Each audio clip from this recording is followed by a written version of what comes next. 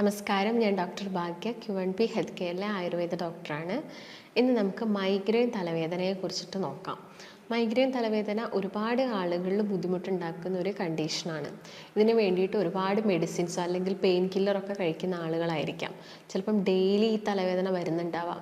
ചില ആളുകളിൽ weekly once ആയിട്ട് വരുന്നുണ്ടാവാം. ചില ആളുകളിൽ മാസത്തിൽ ഒരു തവണ. പ്രത്യേകിച്ച് ചിലപ്പം ലേഡീസിനെ നോക്കുകയാണെങ്കിൽ അവർക്ക് പീരീഡ്സ് സമയത്തിലൊക്കെ ഇത് വല്ലാതെ കൂടുന്നതൊക്കെ ആയിട്ട് കാണുന്നുണ്ടാവാം. അപ്പോൾ ഇതിന് വേണ്ടിയിട്ട് പെയിൻ കില്ലേഴ്സൊക്കെ കഴിച്ചിട്ടും നിങ്ങൾക്ക് യാതൊരു മാറ്റവും കിട്ടുന്നില്ല.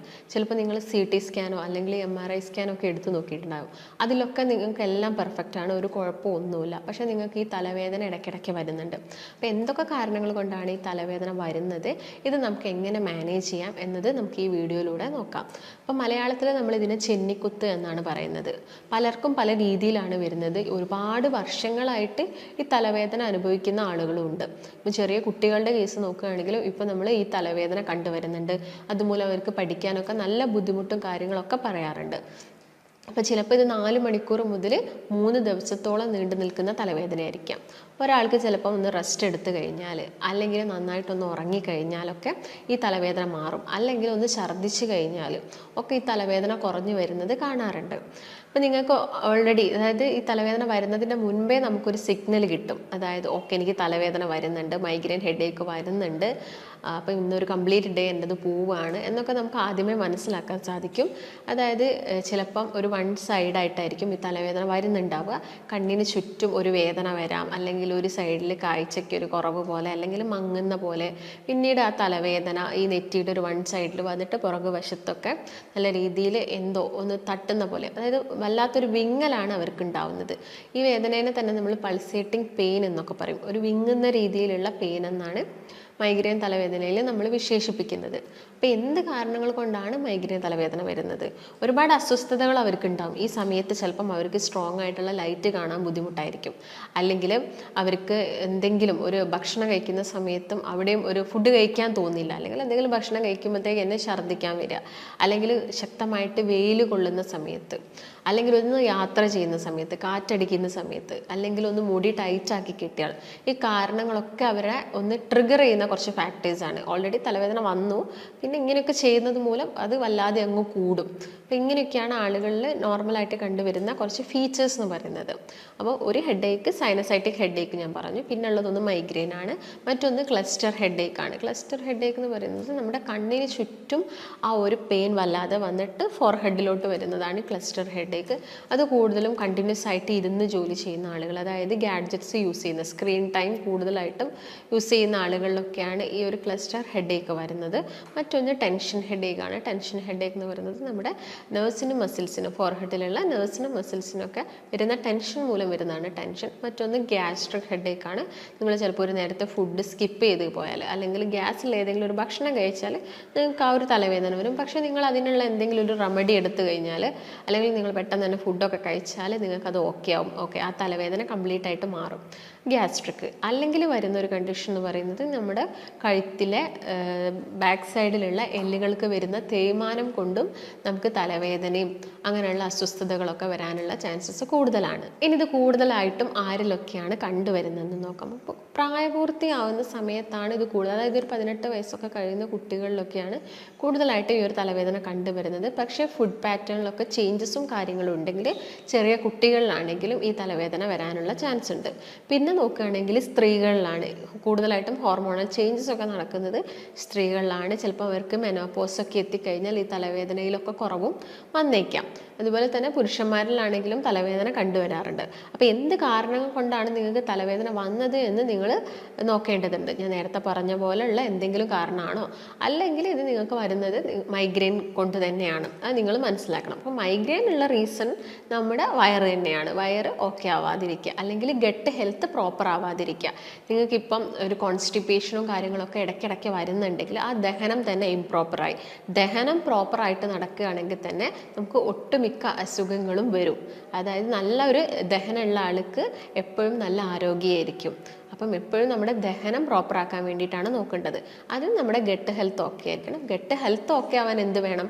നല്ല പ്രോബയോട്ടിക്സ് വേണം. അതായത് നിങ്ങൾക്ക് ഇടയ്ക്കിടയ്ക്ക് ഗ്യാസിൻ്റെ ബുദ്ധിമുട്ട് വരിക, നെഞ്ചരിച്ചിൽ വരിക, അല്ലെങ്കിൽ വയറ് വീർത്ത് അഥവാ ബ്ലോട്ടിംഗ് ഒക്കെ സംഭവിക്കുക. ഇതൊക്കെ കാണിക്കുന്നത് നിങ്ങൾക്ക് ഒന്നെങ്കിലും ഈ അസിഡിറ്റീൻ്റെ ബുദ്ധിമുട്ടുണ്ട്. അസിഡിറ്റിയിൽ തന്നെ നമുക്ക് 2 രീതിയിൽ അസിഡിറ്റീനെ കാണാം. ഒന്ന് ഹൈപ്പർ അസിഡിറ്റി ആയിട്ടും കാണാം, മറ്റൊന്ന് ഹൈപ്പർ അസിഡിറ്റി ആയിട്ടും കാണാം. അതായത് ആസിഡ് പ്രൊഡക്ഷൻ നമ്മുടെ ആമാശയത്തിൽ കൂടിയതിൻ്റെ ഭാഗമായിട്ട് നമുക്ക് ആസിഡിറ്റി പ്രശ്നങ്ങൾ വരാം, നെഞ്ചരിച്ചിലൊക്കെ വല്ലാതെ വരാം. അതുപോലെ തന്നെ ഇടയ്ക്കിടയ്ക്ക് പുളിച്ച് തേട്ടിയിട്ട് വരാം. അല്ലെങ്കിൽ ഇപ്പം ആസിഡ് കുറവാണ്, പ്രോപ്പറായിട്ടുള്ള ഡൈജഷൻ നടക്കുന്നില്ല, കോൺസ്റ്റിപ്പേഷൻ ഇടയ്ക്കിടയ്ക്ക് വരുന്നത്, ഇതൊക്കെ നമുക്ക് അസിഡിറ്റി കുറഞ്ഞാലും വരുന്ന കാര്യങ്ങളാണ്. അപ്പം എന്താണ് ഹൈപ്പർ ആണോ ഹൈപ്പർ അസിഡിറ്റി ആണോ എന്ന് പ്രത്യേകം ശ്രദ്ധിക്കേണ്ടതുണ്ട്.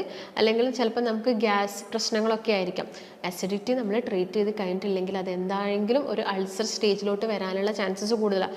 ഒരുപാട് കാലമായിട്ടുള്ള അസിഡിറ്റി ഒക്കെ ആണെങ്കിൽ അത് അൾസർ ആവാം. പിന്നീട് ഈ അൾസർ കൂടിക്കഴിഞ്ഞാൽ ക്യാൻസർ വരെ ആവാനുള്ള ചാൻസസ് ഉണ്ട്. അപ്പോൾ അതൊക്കെ അതിൻ്റെ ഇനീഷ്യൽ സ്റ്റേജിൽ തന്നെ വേണ്ട ട്രീറ്റ്മെൻറ്റ്സും കാര്യങ്ങളും ടെസ്റ്റുകളും ഒക്കെ ചെയ്യാൻ വേണ്ടിയിട്ട് നോക്കുക.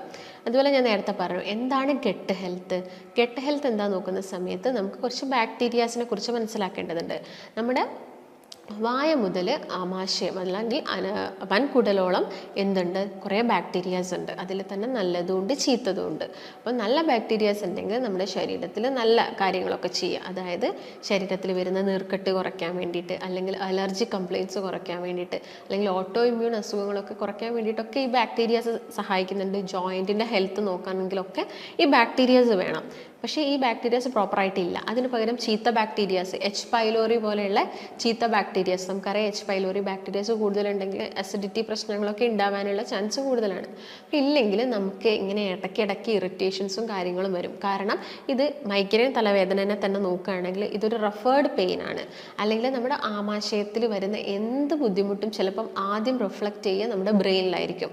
അപ്പം ആ ഒരു പ്രശ്നം വരാം. അപ്പം നമ്മുടെ വയറ് എന്തായിരിക്കണം? എല്ലാ സമയത്തും ഓക്കെ ആയിരിക്കണം. അപ്പം ഇങ്ങനെയുള്ള ആളുകൾ ഭക്ഷണം കഴിക്കുമ്പോൾ ഒരുപാട് കാര്യങ്ങൾ ശ്രദ്ധിക്കണം.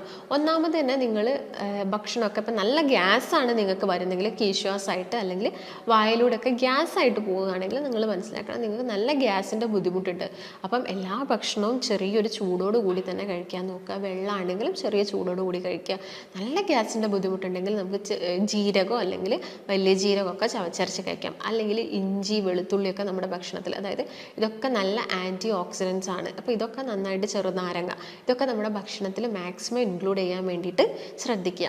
അതുപോലെ തന്നെ ഈ കോഫി, അതുപോലെ ചീസ് കൂടുതലായിട്ട് കഴിക്കുന്ന ആളുകൾ, മസാല ഐറ്റംസ്, ഇപ്പം മസാല ഒരുപാടിട്ട് കറി വെച്ച് കഴിക്കുക. ഇപ്പം നിങ്ങൾ ചിക്കനൊക്കെ വെച്ച് കഴിക്കുന്നുണ്ടെങ്കിൽ ഇപ്പം മസാലയൊക്കെയാണ് കൂടുതലുള്ളതെങ്കിലൊക്കെ ഇത് നമ്മുടെ വയറിനൊക്കെ ഇറിറ്റേഷൻ ഉണ്ടാക്കും. നമ്മുടെ ആമാശയത്തിലുള്ള മ്യൂക്കസ് മെംബ്രെയിനിലൊക്കെ ഇറിറ്റേഷൻ ഉണ്ടാക്കിയിട്ട് കണ്ടിന്യൂസ് ആയിട്ട് കഴിക്കുന്നുണ്ടെങ്കിൽ അവിടെ അസിഡിറ്റി വരാം, അത് അൾസറിലോട്ട് മാറാം. അപ്പം ഇതൊക്കെ നിങ്ങൾ ശ്രദ്ധിക്കേണ്ടതുണ്ട്. ഈ കാര്യങ്ങളൊക്കെ മാക്സിമം കുറച്ചുകൊണ്ട് വരാൻ നോക്കുക. അതുപോലെ തന്നെ ഐസ്ക്രീം കൂടുതലായിട്ട് കഴിക്കുന്നതൊക്കെ കുറയ്ക്കുക. ഇങ്ങനെ മൈഗ്രെയിൻ തലവേദന ഉള്ള ആളുകൾ ഭക്ഷണ ക്രമീകരണം പ്രത്യേകം ശ്രദ്ധിക്കേണ്ടതുണ്ട്. അപ്പം കുറച്ച് ഒഴിവാക്കേണ്ട കാര്യങ്ങൾ നോക്കുകയാണെങ്കിൽ ആദ്യം തന്നെ പറയുന്നത് നട്ട്സും പയറുവർഗ്ഗങ്ങളും കംപ്ലീറ്റ് ആയിട്ട് ഒഴിവാക്കേണ്ട, നമുക്ക് വേണ്ടത് നീഡിനനുസരിച്ച് മാത്രം കഴിക്കുക.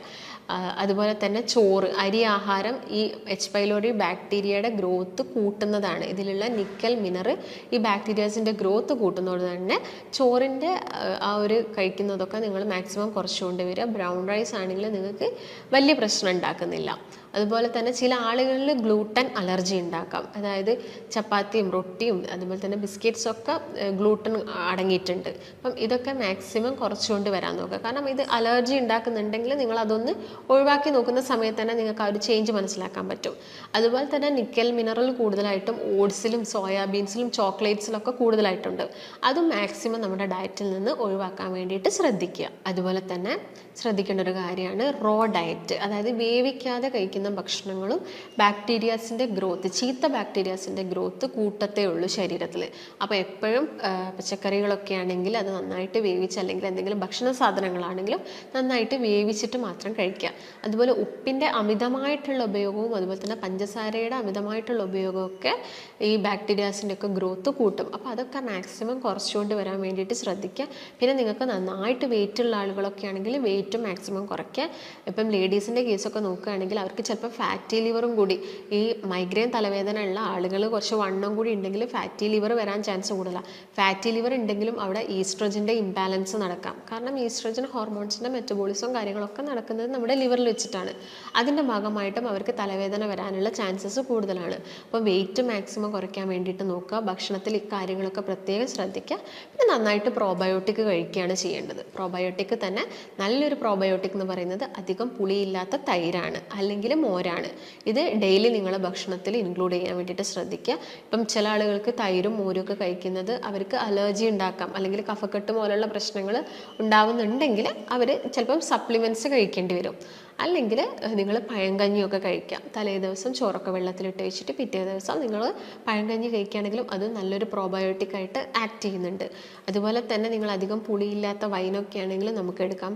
ഉപ്പിലിട്ട് വെച്ച ഫ്രൂട്ട്സുകൾ നമുക്ക് കട്ട് ഫ്രൂട്ട്സ് ആയിട്ട് നമുക്ക് കഴിക്കാം. ഇതൊന്നും ഡെയിലി കഴിക്കേണ്ട ആവശ്യമില്ല. ഇതിലൊന്നും മാക്സിമം വിനാഗറിൻ്റെ ഉപയോഗം കുറച്ച് കുറയ്ക്കേണ്ടതാണ്. അപ്പോൾ ഡെയിലി യൂസ് ചെയ്യേണ്ട ആവശ്യകതയില്ല. ഈ ഒരു ബാക്ടീരിയസിൻ്റെ ഗ്രോത്തിന് വേണ്ടിയിട്ട് ഇങ്ങനെയുള്ള രീതിയിൽ ഭക്ഷണം കഴിക്കുക. അല്ലെങ്കിൽ നിങ്ങൾ കപ്പ് തൈര് അതുപോലെ തന്നെ കഴിക്കുകയാണെങ്കിൽ നല്ലതാണ്. അല്ലെങ്കിൽ ചോറിൻ്റെ കൂടെയൊക്കെ മിക്സ് ചെയ്ത് കഴിക്കാൻ വേണ്ടിയിട്ട് ശ്രദ്ധിക്കുക. പിന്നെ ഈ എച്ച് പൈലോറി ബാക്ടീരിയാസിൻ്റെ ഗ്രോത്ത് ഉള്ള ആളുകളൊക്കെ ആണെങ്കിൽ നന്നായിട്ട് തിളപ്പിച്ച വെള്ളമൊക്കെ കുടിക്കുന്നത് ഈ ബാക്ടീരിയാസിൻ്റെ ഗ്രോത്ത് കുറയ്ക്കാൻ വേണ്ടി ഹെൽപ്പ് ചെയ്യും. അതുപോലെ തന്നെ കരിഞ്ജീരകം എന്ന് പറയുന്നത് നല്ലൊരു മെഡിസിനാണ്. ഇതും അവർക്കൊരു 2-3 ടീസ്പൂൺ ഒരു ഗ്ലാസ് വെള്ളത്തിലൊക്കെ ആക്കിയിട്ട് കുടിക്കാവുന്നതാണ്. കരിഞ്ജീരകം ആണെങ്കിലും മാക്സിമം നിങ്ങൾ യൂസ് ചെയ്യുമ്പോൾ ഒരു ഡോക്ടറിൻ്റെ നിർദ്ദേശപ്രകാരം മാത്രം വേണം യൂസ് ചെയ്യാൻ. കാരണം അതിന് ഒരുപാട് സൈഡ് എഫക്ട്സും കാര്യങ്ങളും ഉണ്ട്. മാക്സിമം അത് 1 മാസത്തോളം യൂസ് ചെയ്യുക. അതുപോലെ നിങ്ങളുടെ എന്തെങ്കിലും ഹെൽത്ത് കണ്ടീഷൻസ് ഒക്കെ നോക്കിയിട്ട് വേണം ഇതെടുക്കാൻ വേണ്ടിയിട്ട്. ഈ കാര്യങ്ങളൊക്കെയാണ് മെയിനായിട്ടും മൈഗ്രെയിൻ ഉള്ള ആളുകൾ ശ്രദ്ധിക്കേണ്ടത്. അപ്പോൾ നിങ്ങൾക്ക് എന്തെങ്കിലും സംശയങ്ങളോ കാര്യങ്ങളോ ഉണ്ടെങ്കിൽ താഴെ കാണുന്ന നമ്പറുമായിട്ട് ബന്ധപ്പെടുക.